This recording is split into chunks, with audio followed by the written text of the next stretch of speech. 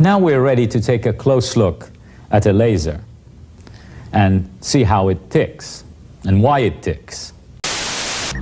A wolf can run twice as fast as an Olympic sprinter and is strong enough to bring down animals more than 8 times its own weight. Oh, what on God's flat earth just happened? Same old, just me proving I was right about something.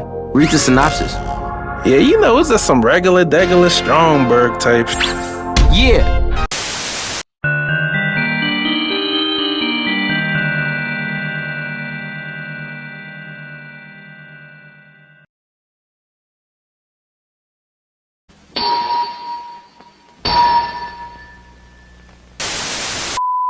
Yo, if it's your first time here, welcome, and if you've seen me before, welcome back.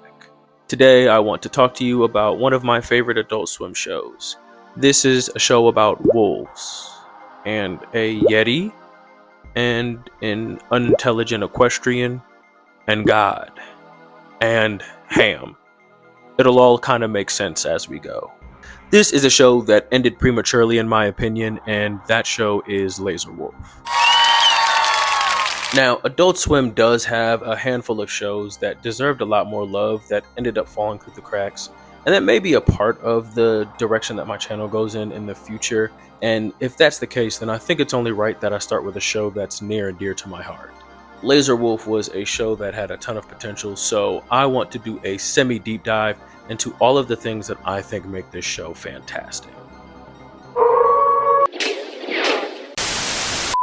Lazor Wulf was created by Henry Bonsu and premiered on Adult Swim on April 8th, 2019. Now, spoiler alert, I enjoy this show quite a bit actually. However, it was canceled after 2 seasons spanning 20 total episodes. Speaking of Bonsu, he was actually gracious enough to give me some of his time for this video, so I'm going to reference some quotes from our interview throughout. Keep in mind, my homie is actually going to read the responses, so Bonsu is not who you'll hear speaking, but they are his words. So special shout out to the both of them, they're both linked in the description. Anyway, Lazor Wulf began as a webcomic that was posted onto Bonsu's Tumblr. The webcomic is drastically different from the series we see come to fruition, and I think that that's a good thing. They each have their own unique feel, and I'm personally someone that enjoys having a product contrast from its source material. This makes them both interesting enough to check out independently, which means more to enjoy. The project originally began as a self-aware comic, with each issue having a different style and the stories not following a continuous narrative, just bizarre and experimental.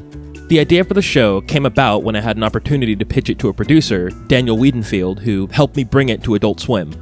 I reworked the concept so Lazor Wulf became a show aware it was a show. Honestly, all of his art is really dope, and it has this psychedelic and surrealist vibe that definitely bleeds into the series. I would consider following him on X and on Tumblr if he seems up your alley. I really dig his stuff, and it's criminal how underrated his art is. The show went through quite a bit of change throughout its short run. The pilot episode was produced by Titmouse. Season 1 was produced by Bento Box Entertainment, and Season 2 was produced by 6 Point Harness and William Street. Here's what Bonsu had to say about these changes and how it impacted production. Production had its challenges, particularly since we worked with 3 different studios throughout the series. Each move meant leaving behind key team members, from producers to artists, and effectively starting over in some ways. Every new studio came with a learning curve as we adjusted to their processes and vice versa. While I would have preferred staying with one studio for consistency, that decision wasn't mine to make. The character designs also subtly changed in Season 2. It's not super noticeable, but it's noticeable enough to where I think it should at least be mentioned. According to Bonsu, this change occurred after moving production to 6 Point Harness. He and the art director Jeremy Sengley and the board director Jared D. Weiss thought that the change would be exciting and was necessary. Luckily, it was subtle, because majorly changing your art direction mid-series can spell disaster for some shows. Speaking of art direction though, let's get into the content within the show itself. Naturally, because I like Bonsu's art and this is his show, the art direction is probably my favorite aspect of the series. The show is just so colorful and psychedelic in nature, it's very easy on the eyes. The character designs are pretty imaginative and original. This may not make any sense, but the show feels vaguely familiar, although I don't recall ever seeing anything quite like it. This may be a result of what Bonsu says directly inspired Lazor Wulf. Lazor Wulf draws from a lot of things I love: old internet culture, retro commercials, UPA animation, 90s to 2000s music videos, Pete and Pete, Twin Peaks, Freakazoid, Fresh Prince, My Brother and Me, comics, silly humor, and Action Jackson. I also love vignettes, which shaped my storytelling style. The influences may not be obvious in the show, but this is what inspired me and my team to help create what you ended up seeing. Despite not using many tenured voice actors, and instead opting for various celebrities to voice the characters, I think that every single one of them do a great job. The majority of the comedy lies in the delivery of the voice lines, and they nail it the majority of the time. What are you doing here? I heard someone talking shit. It was Blazer. The very talented Cree Summer was the voiceover director, as well as a handful of voices for the background characters. The characters are the driving force of the show due to a lack of overall continuity, so let's delve into some of the detail about the main characters. Keep in mind, I'll elaborate more when I get into some of the episodes themselves, so if it seems like I'm glossing over details, that's why. Mozzarella sticks with the comrade. That's what life is all about. Lazor Wulf is the titular character and is voiced by the rapper Vince Staples. Man, fat people are lovely. One of my grandmas is fat. I have some of my favorite music of his in the description because I am a big fan, so consider checking that out when you get a chance. Staples also executive produced a handful of the episodes. Lazor is generally laid back, but also fairly irreverent and brutally honest. He also has a laser strapped to his back, hence the name. The main cast aren't the most intelligent crew, and in my estimation, Lazor is one of, if not the smartest, whether that's fully on display at any given moment or not. He has an obsession with Action Jackson, who I mentioned earlier is directly referenced by Bonsu as one of his real-life inspirations. Barbecue, huh? How do you like your ribs?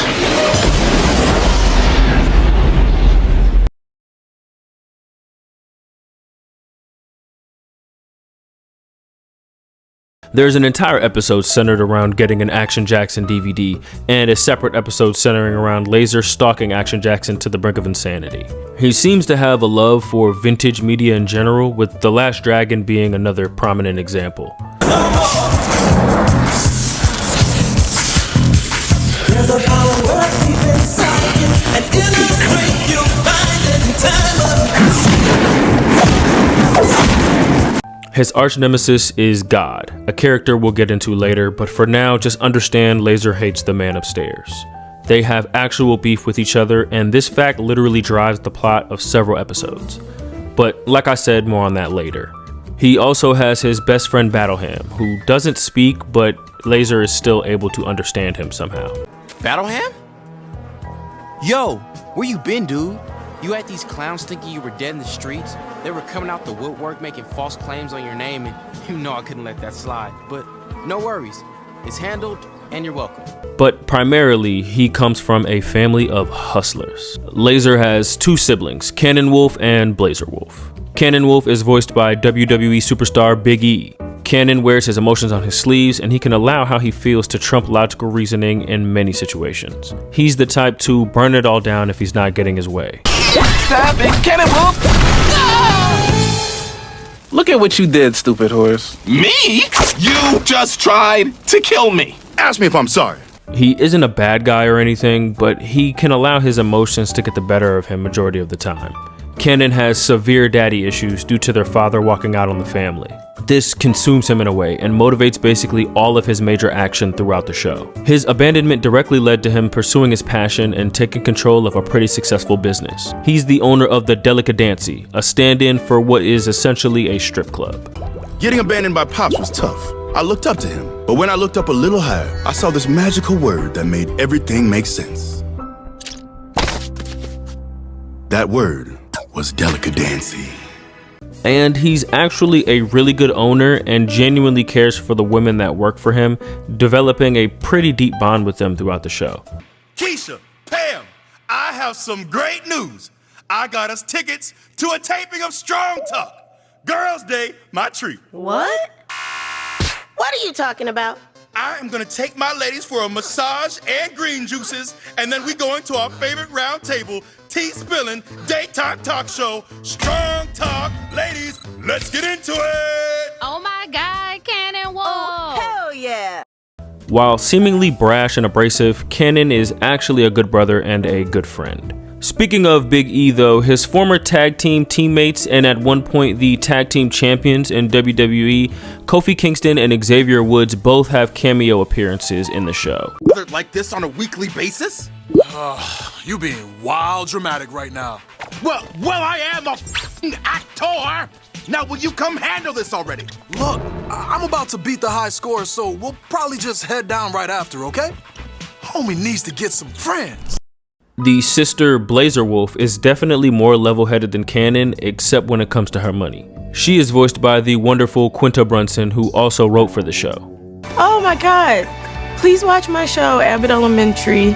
Lazor is the perfect third vertex to the sibling trio. She's fairly mellow and laid back like Lazor, but she does have a more abrasive side. If you owe her money, she will chase you until the ends of the earth, regardless of the amount. One moment, please. Jamantha, where's my money? Where is my damn money? I know you ducking me, bitch. Let's talk money. Oh, so you willing to talk money now? I already paid you, wench. Not only that, but she's always on the prowl for a new hustle to make herself some paper. She even ends up with her own business as well, the Lazor Wulf Plantatorium. Yo, dum-dums, listen up. There's a new plant-based operation located at the edge of Forest Whitaker Forest. It's called the Lazor Wulf Plantaronium. The Plantaronium. Go in there and buy a plant. And try not to look like an asshole. She shows up the least of the siblings, but between them, I like her design the most. While we're discussing family, let's really quickly touch on their dad, Demon Wolf. He only appears prominently in one episode, and in this episode, the family try to throw him a Father's Day every year, and apparently every single year it goes terribly wrong. In this episode, we see him outright confirm his hatred for the entire family. Why do you act like you hate us so much? I guess it's cause I actually do. I mean, give me one reason I should like y'all. You're obnoxious, Cannon Wolf is self-destructive, Lazor Wulf is aggravated, and don't get me started on Florence. If you really loved your father, instead of torturing me with all this Father's Day bullshit every year, you and the rest of that family could just walk off a cliff. Florence, their stepmother, literally had to knock him out in order to get him to do anything with the family. The stepmother aspect with Florence brings up further questions that don't necessarily matter much. Make it work all these years, leaving a whole lot of questions that don't need to be answered. Yeah, but how did you and Erwin's mom? Leaving a whole lot of questions that don't need to be answered. Sorry, I'm gonna have to refuse you hanging out with our stepmom. You guys know Florence? 18-time power walking champion Florence? Demon Wolf is a jerk, and unfortunately, we never get to see the Wolf Mother. I guess you being feral isn't the problem. You're just an asshole. Bingo! The most outspoken of the bunch, but arguably the coolest, is King Yeti. His design is peak. His drip is absolutely insane. It's really a shame that he gets the least speaking time of the group because for the most part, he often speaks from a philosophical perspective, or at least with a lot of wit. One could say that walking away from the plot is how we got here. He's also the king of bikes, and deservedly so because he is freaking sick. I'm supposed to be the only bike rider in town. That's always been my thing. Young King Yeti, today is your birthday, so it's time for you to leave home and make your way about the world. But Father King Yeti, I'm like 9 years old, my dude. Truth, but me got you a bike though. Saying, with this, you make your impact. This is your thing. Take it and go. Biddy biddy bye bye.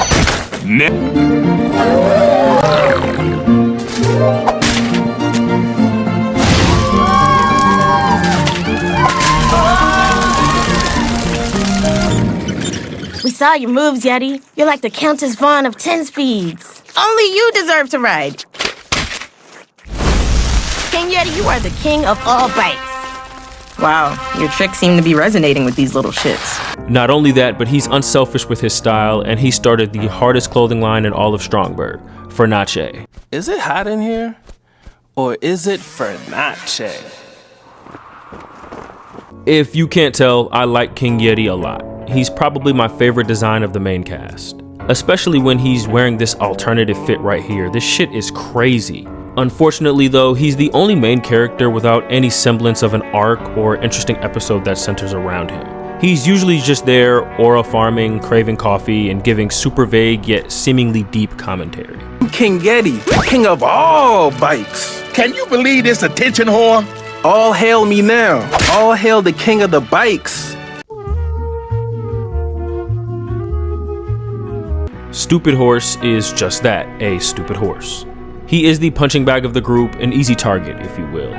He receives the short end of the stick in most scenarios, and rightfully so, because annoying is an incredible understatement. Vacation on this horsey wanted on vacation. Gonna bike. This is so exciting. 3 best friends hijacking the bus and driving it off to the end of the earth together.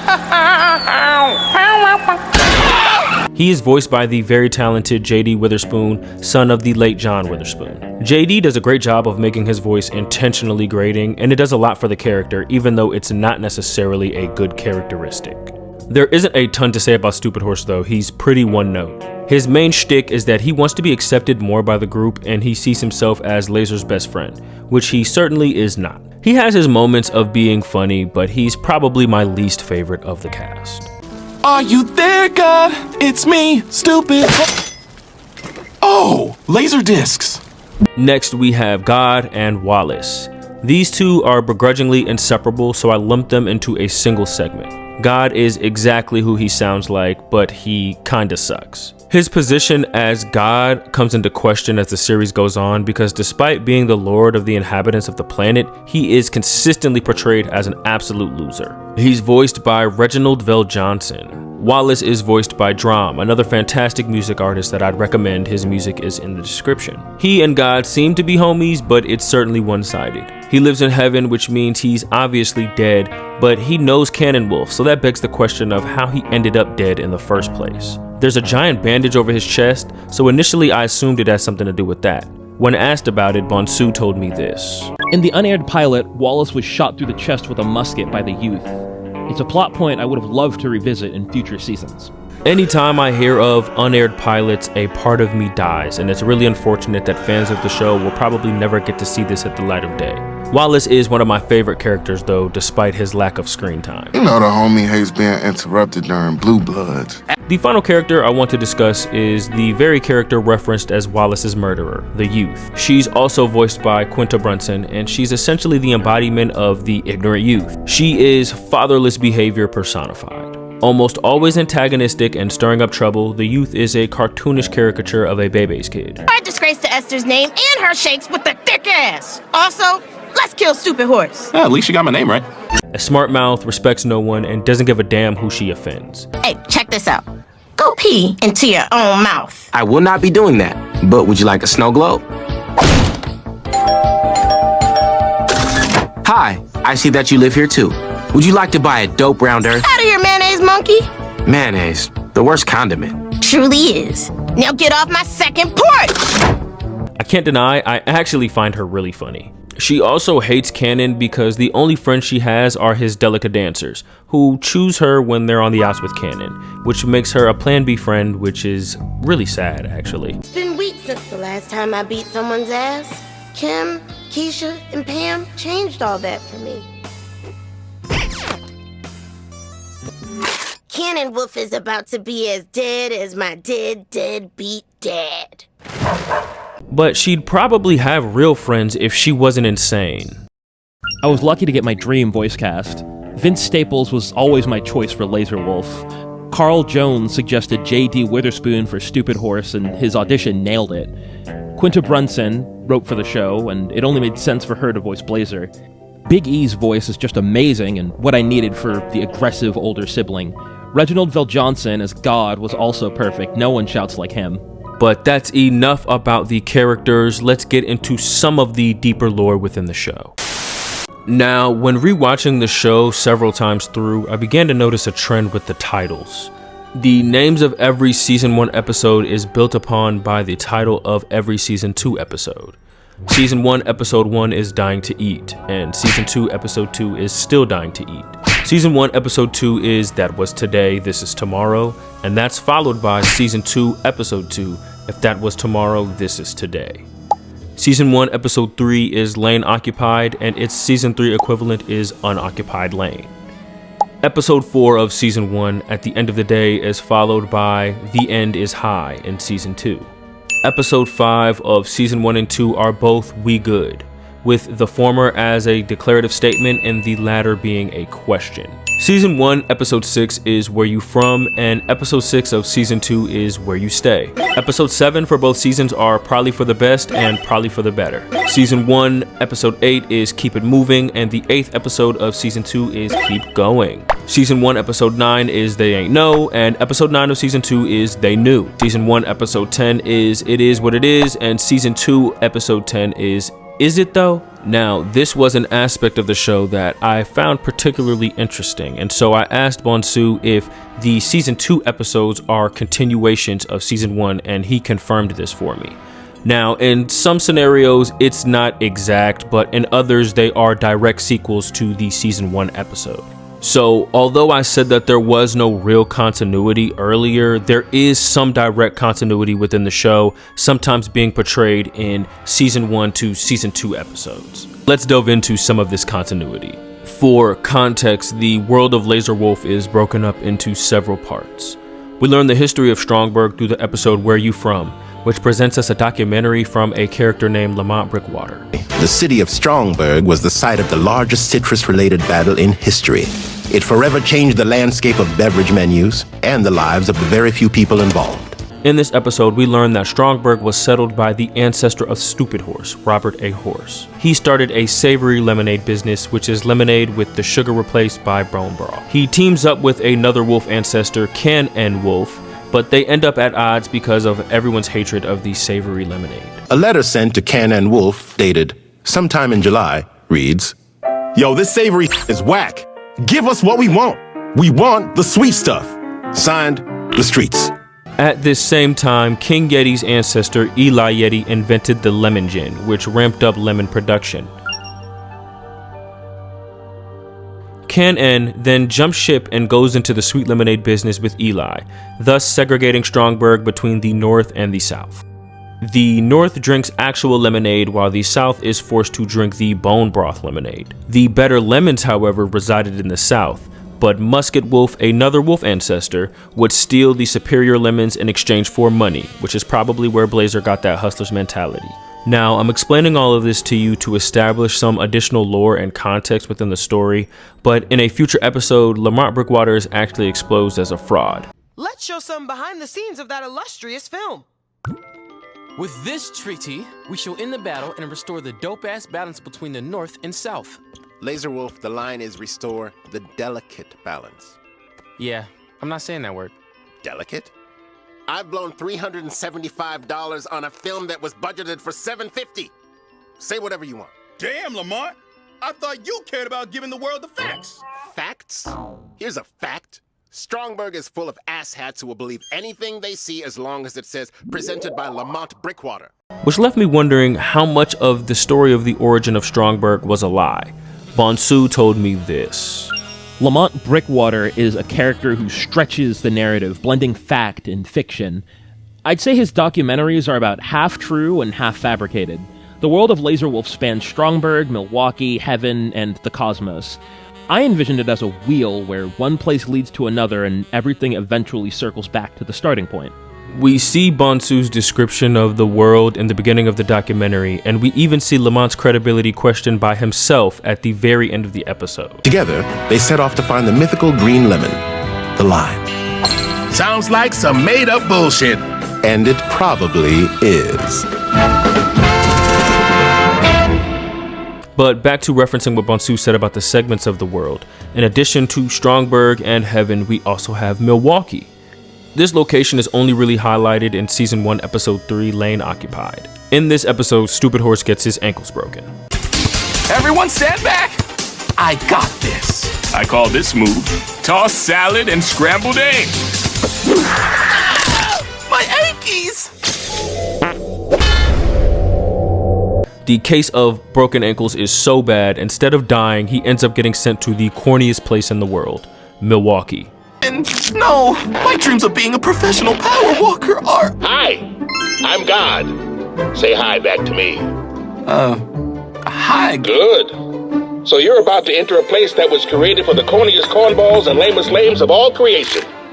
A sanctuary for hopeless suckers and basketball-playing spazzes who get crossed over in pickup games. A haven where you spend all day and all night praising. Me. You're about to enter Milwaukee. Oh. No hate to the Milwaukeeans. I like Giannis as much as the next guy, but the show directly states this, so it's not my words.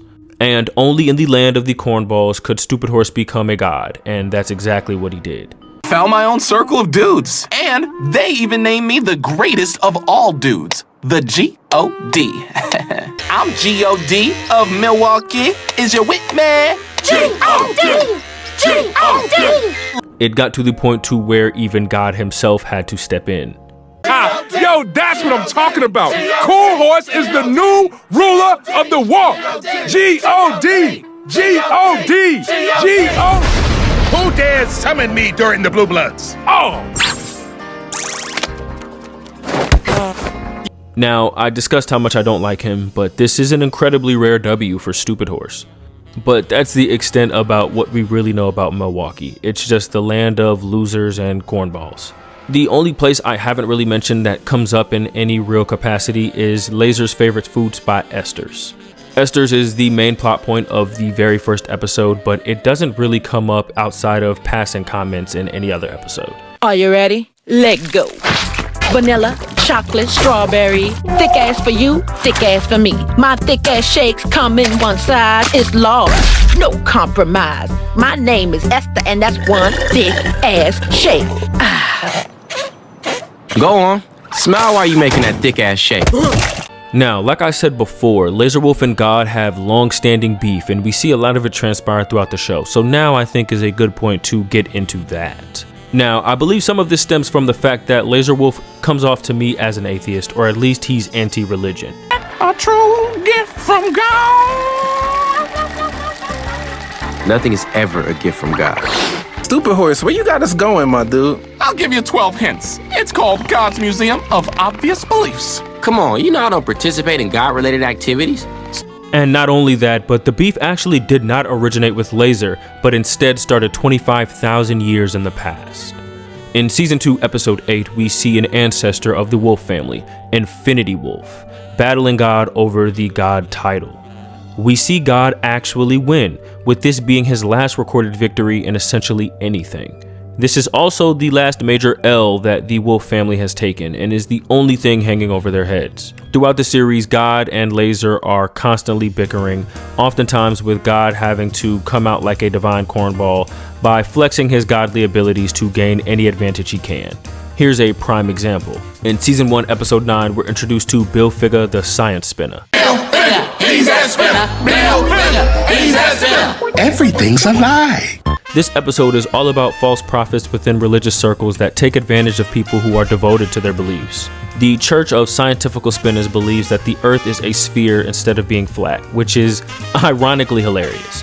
Bill even begins to paint God as a deceiver, which gets the attention of Lazor, who begins to buy into the ideals of the church and begins to spread its message due to it being based in science. However, as time goes on, the followers of Bill Figure begin to worship him like a god, which completely goes against why Lazor Wulf joined in the first place. Bill Figure. He's that spinner. Bill Figure. He's that spinner. Bill Figure. He's that spinner. Bill Figure. He's that spinner. If I may ask, what's this stupid thing y'all doing? Bill Figure demands we praise his scientificalness all day, or we'll get a stern talking to and a beating. Figure even admits to him that the world is flat and it's all a grift to get his merch sold and to give him power and influence. Despite this, Lazor still believes that the earth is round, and he sets out to prove that while evading capture by the church. After going to the literal ends of the earth and seemingly being wrong about the earth being round, Bill Figure exposes himself as God.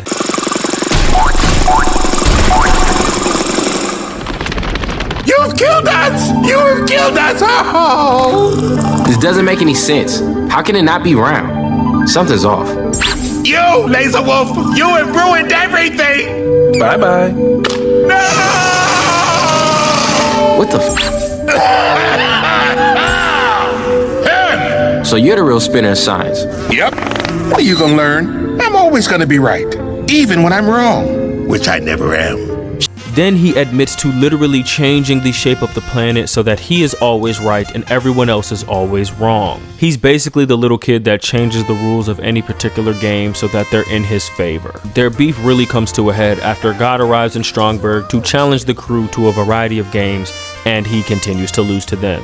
Fine, I'll deal.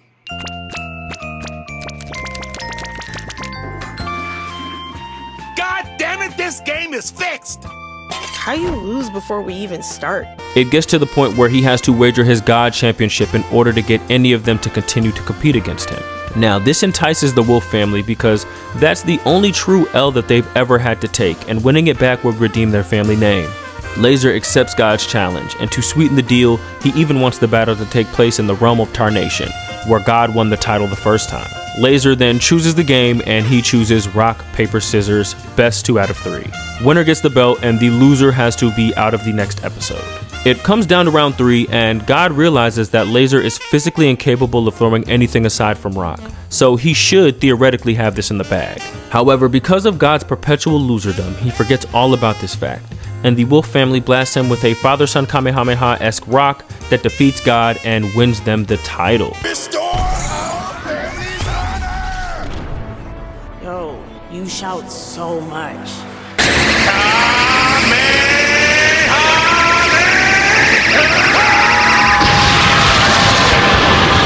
A title that Lazor immediately lasers into oblivion. But the end of this episode is where things really begin to get interesting. Wallace is speaking to God, and he questioned why he didn't just make himself win. Which then begs the question, is he really even God? What's funny is that you should be able to win, or at least make yourself win. Which makes the spinner wonder, are you even God? I asked Bonsu this, and he told me this. I initially wanted the show to have a narrator to hint at the idea that God isn't truly God and that there's an even greater presence beyond him. I was talked out of it, but looking back, I wish I had fought harder for that concept. Unfortunately, this was yet another cool plot point that I wish was able to get explored, but the show ended up being canceled before we got there. And God sure as hell was not in the next episode. And to further support this, here is a final montage of characters hating on him. Oh no is another one of your ideas that mistakenly went through. Yeah, but to be fair, they're all usually ideas. Dude is legit loser. For an omnipotent being, you take the most L's, my dude. The most? You like addicted to losing or something? Why did I throw scissors when I knew he'd throw rock? Cause you a loser. Ooh, you so nasty. And that was the last time you actually won anything. What the f you telling me this for? I was just thinking about how big of a loser you are. No offense. You got some nerve calling me a loser. I should kick your ass.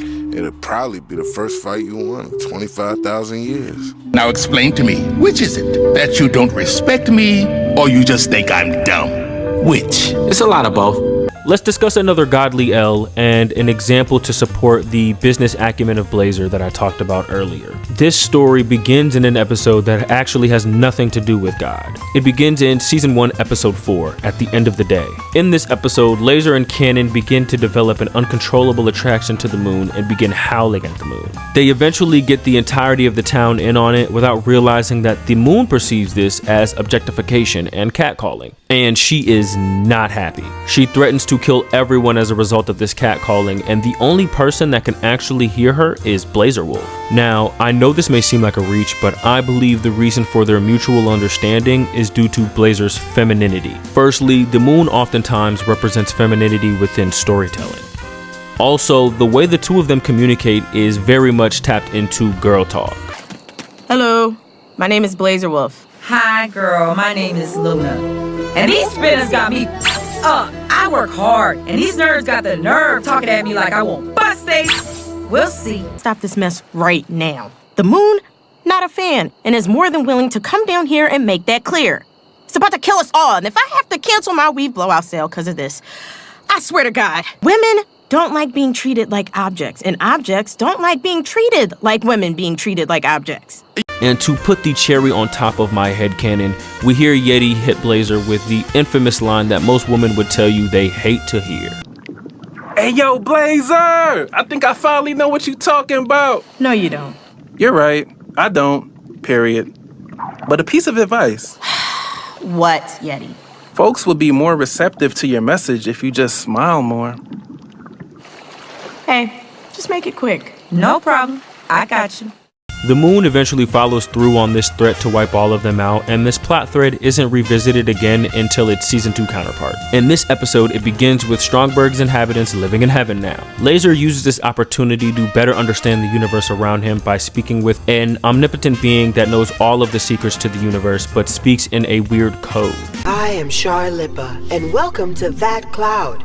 Here is where we store all the secrets of the universe. Blazer uses this opportunity to expand, trying her best to get real estate in heaven that she feels she's owed. She's initially spurned by God, but after speaking with Clarissa, she learns that God actually doesn't own heaven anymore. He's technically been squatting in his own domain because he lost the deed to the youth's deadbeat dad in a dice game. She eventually inherited it after he died, and she gives it to Blazer as revenge for him yelling at her earlier in the episode. Well, hello, it's me, your new landlord, and I demand back rent immediately or I will evict you expeditiously. I told y'all, man, she is a bona fide hustler. So now, until the end of the show, Blazer actually owns heaven, which is an incredible business feat if you ask me. There is one additional and final character that is not a part of the main cast, but I find interesting. Her name is Matilda, and she rises to a level of importance at the end of season 1, episode 9 that I mentioned earlier. My name is Matilda. Matilda. She was also a member of the Church of Scientifical Spinners, but after the church was disbanded after being exposed as a grift, she essentially takes it over. In season 2, episode 9, we see her demanding God give the Round Earth movement Sundays as their day of worship. Of course, God scoffs at the idea of her demanding anything, and so she eventually comes up with the Round Earth campaign of Tuesdays are Sundays. I made a little video to explain everything. Time, like the Earth, is circular. Due to the current positioning of the Earth, the work week should be Wednesday through Sunday. Then Monday and Tuesday are the weekend.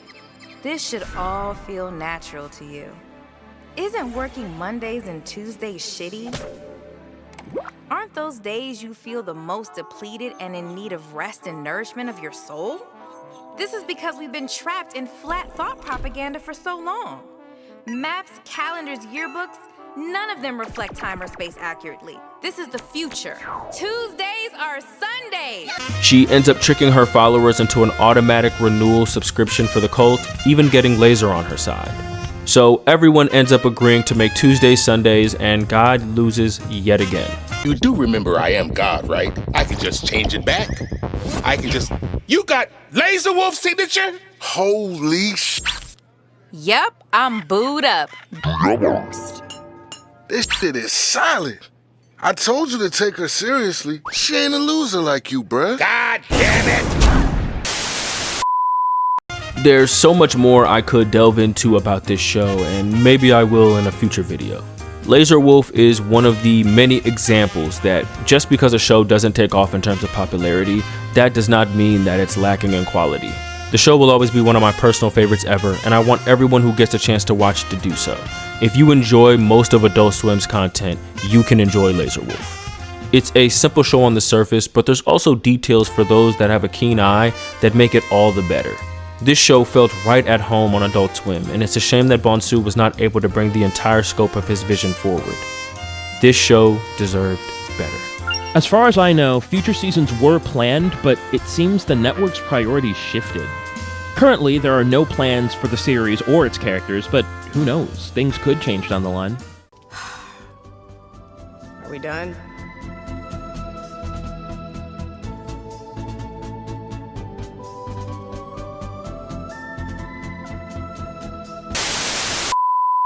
Yo, if you can hear me, that means you made it to the end of the video. Thank you so much for taking the time to watch the whole thing through. And before I go, I want to address the elephant in the room. The love you guys showed me on the Boondocks video was incredible and very unexpected. I got a lot of requests for part 2, so By the time you see this, the script should have already been wrapped up. Also, if you'd like to support me and allow me to prioritize doing more of these videos and making them longer, maybe consider subscribing or becoming a channel member. But don't feel obligated to do so. Any support is appreciated, and that includes just watching. While I'm plugging stuff, maybe consider following me on Twitter. I'll post updates on there from time to time, maybe give an occasional take, and my DMs are open. So if you have a topic that you want covered on the channel, drop me a message and I may just make it.